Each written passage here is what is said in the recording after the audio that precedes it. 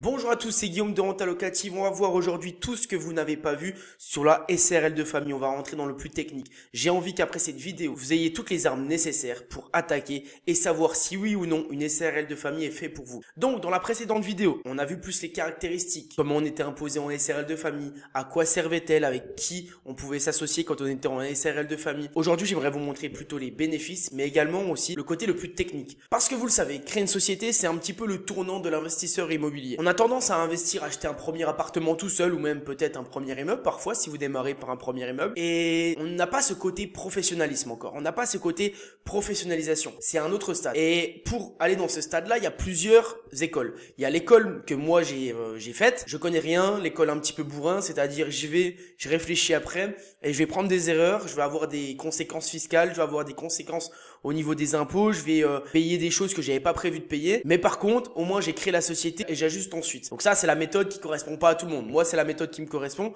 ça me permet d'apprendre sur le tas directement et je préfère avancer comme ça parce que souvent on a tendance à se dire j'attends de tout contrôler, j'attends de tout faire pour y aller et puis on se lance réellement jamais. Mais il y a aussi la deuxième école, c'est l'école qui est tout aussi bien, qui est même mieux parfois, c'est je prends en compte tous les éléments nécessaires, je m'assure que je contrôle tous les points d'une société avant de me lancer. Et une fois qu'on a tous ces points, et ben on y va, on est sûr que la société est faite pour nous. Alors, vous le savez, dans la SRL de famille, c'est différent d'une SCI, il y a les cotisations sociales, il n'y a pas d'IS, il y a de la CFE, qui est aussi dans certains types de SCI. L'inconvénient principal d'une SRL de famille, c'est déjà, comme son nom l'indique, on est obligé de s'associer avec un membre de sa famille. Donc ça, je vous l'expliquais dans la première vidéo, je ne vais pas y revenir dessus. Ensuite, le deuxième inconvénient, c'est qu'on n'a pas d'impôt sur les sociétés. C'est-à-dire que si vous avez une grosse TMI aujourd'hui, si vous avez un gros salaire, 2005, 3000, 3500 peut-être, et donc vous êtes dans une TMI 30-45%, et ben ça sera peut-être moins intéressant pour vous d'avoir une SRL de famille. Vu que dans la SRL de famille, on est imposé à l'IR, on est imposé sur les revenus et on est imposé selon sa quote-part. Donc par exemple, si vous êtes en association avec votre père ou votre mère ou vos enfants par exemple, et que ce dernier associé à 40% et vous avez 60%, et que votre société réalise un bénéfice de 20 000 à l'année, et ben vous serez imposé sur les 60% de ces 20 000 sur votre quote-part. Donc si vous touchez dans une TMI à 30%, ce qui va se passer, c'est que vous allez être imposé sur les 60% des 20 000 euros de bénéfices que vous avez fait avec votre SRL de famille, qui sera directement imposé avec votre TMI, donc vos 30%. Ça peut être un inconvénient si vous si vous avez un gros salaire. Mais ça peut être à la fois un avantage. Parce que, imaginons, vous êtes dans une TMI à 30%, ok? Et vous décidez de faire une SCI à l'IS, qui est totalement différente de la SRL de famille. Vous savez, vous avez déjà peut-être entendu parler, et on a ce qu'on appelle les dividendes. Pareil, avec cette SCI à l'IS, vous allez effectuer un résultat de 20 000. Donc, à la fin d'année, une fois que vous avez tout payé, vous disposez de 20 000 euros. Et dans la SCI à l'IS, vous allez d'abord avoir l'impôt sur les sociétés qui est de 15%. Donc là, on s'en fout. Peu importe si vous avez une TMI à 15, à 30, à 45, on sera imposé à 15%. C'est ce qu'on appelle les impôts sur la société. Mais cet argent-là sera directement dans la société. Il ne sera pas réellement à vous, réellement sur votre compte. Si vous voulez le prendre et l'avoir sur votre compte, vous allez avoir ce qu'on appelle une flat tax, 30%. Donc, on va avoir les 15% d'impôts sur les bénéfices et les 30% de flat tax.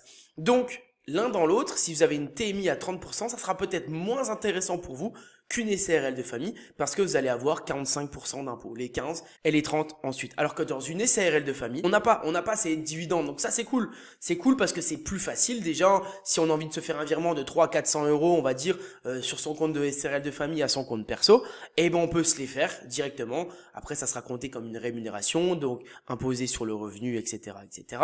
Mais par contre, on n'a pas les 30% de flat tax et ça c'est cool. C'est sûr que c'est un avantage. Moi, ce que je conseille et ce que je fais avec ma SRL de famille, c'est que je laisse tout sur mon compte de SRL de famille. J'ai envie de capitaliser un maximum, donc j'ai pu bénéficier de 3 ans différés quand j'ai acheté mon premier immeuble en SRL de famille, donc ça m'a permis de constituer une trésorerie et j'ai opté pour la stratégie de l'amortissement. Donc je me suis dit, ok, mes loyers comblent largement mon crédit, donc ce que je vais faire, c'est que je vais laisser ma société, ma SRL de famille, je vais la laisser amortir mon immeuble. Donc je vais pas revendre tout de suite, je vais pas chercher à avoir une trésorerie maximum, mais ce que je veux faire, c'est amortir au maximum mon bien. Donc au final, c'est mes locataires qui payent mon crédit. Donc ça me permet d'avoir un bon bilan à chaque fois. Je suis en positif tous les ans sur ma SRL de famille et ça me permet quand j'ai d'autres projets IMO qui arrivent d'utiliser ma SRL de famille comme quelque chose de très solide. Aujourd'hui j'ai 3 bilans en SRL de famille, les 3 sont très positifs, très solides. Avec ces 3 là j'ai commencé à amortir comptablement mon bien.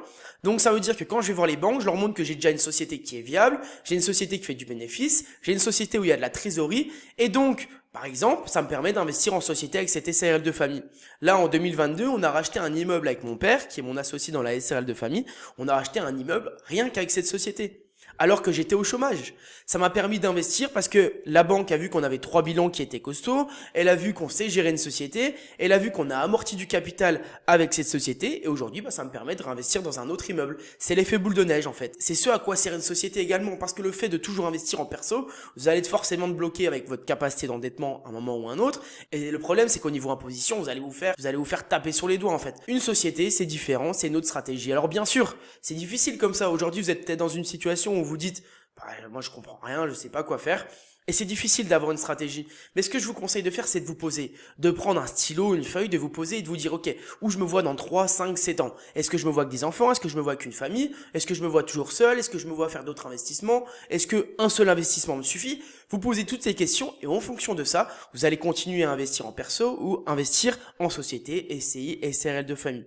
Ensuite viendra d'autres questions. Quelle imposition j'ai aujourd'hui? Quelle imposition je pense avoir dans 3 à 5 ans? Est-ce que je veux garder mon travail? Tout ça. Ça, c'est des questions hyper importantes. Et ça, j'en parle dans la formation, justement. La formation en SRL de famille. Ensuite, il y a quelque chose dans la SRL de famille qu'on parle très peu et qui est important parce que ça peut entraver clairement votre rentabilité si vous achetez un bien immobilier. C'est le SSI, c'est le régime social des indépendants. C'est quand vous créez une société, vous avez le SSI, c'est comme ça, c'est l'État français, c'est des cotisations sociales. Alors, ça peut être une somme très importante, ça peut être minimum 3 000 euros, peu importe le bénéfice que vous faites à l'année, mais le minimum c'est 3 000 euros. Donc c'est un coût qui est non négligeable. Aujourd'hui, si 3 000 euros, c'est 3 000 euros à l'année, c'est le bénéfice que vous faites avec votre bien immobilier, c'est ça. Au final, il n'y a plus de rentabilité parce que vous avez cette charge en plus. Mais moi, quand j'ai vu ça, je me suis dit, ça sert à quoi que je fasse une SRL de famille? J'ai mon bien IMO, il va me rapporter peut-être 13-14 000 de bénéfices annuels. Mais bon, si j'ai encore 3 000 euros dessus, autant que je le fasse en perso, quoi. Mais j'ai cherché et j'ai trouvé une solution pour être exonéré. Alors là, je peux pas vous la donner comme ça parce qu'il y a des conditions pour être exonéré de SSI et ça, je le mets dans la formation. Et ça serait pas top pour toutes les personnes qui ont pris la formation que je vous donne ça directement là.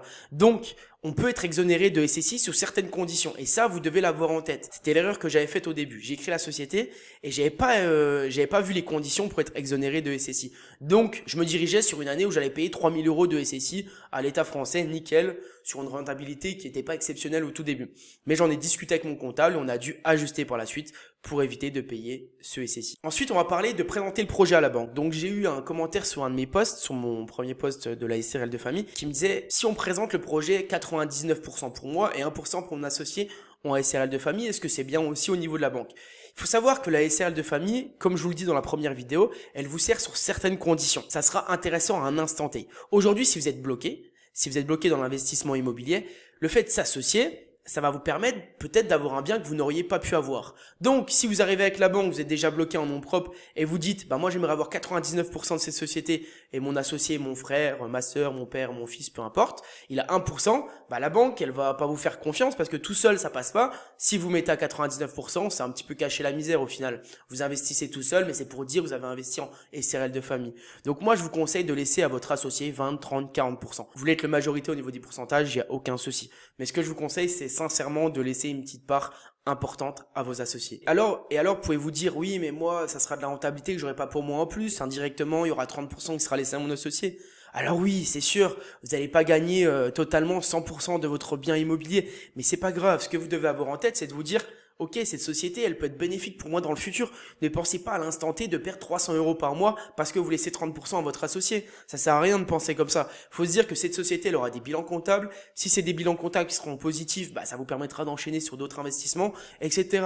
En fait, il faut avoir une vision plus long terme. Ça sert à rien de penser de j'ai perdu 2 ou 300 euros par mois. C'est sûr, c'est une somme, mais ça vous permettra peut-être de gagner 2-3 000 euros par mois en plus dans 5 ans. En fait, il faut avoir une stratégie vraiment long terme quand vous créez une société. Et c'est pas vous dire à l'instant T, ah oui, je vais payer le comptable, oui, je vais payer la création de société. C'est pas comme ça qu'un investisseur pense et je pense que c'est pas comme ça que vous devriez penser. Alors, dans une société, attention, il y a des coûts qu'on a tendance à oublier. La gestion comptable qui représente un certain coût mensuel, la CFE ou le CFE, je sais pas trop comment on dit d'ailleurs, mais en tout cas, ça c'est une taxe qui peut arriver dans l'année quand vous avez une SRL de famille. Et tout ça, c'est des coûts que vous devez prendre en compte dans la rentabilité de votre bien immobilier. Pour moi, la SRL de famille, comme tout type de société, c'est un tremplin.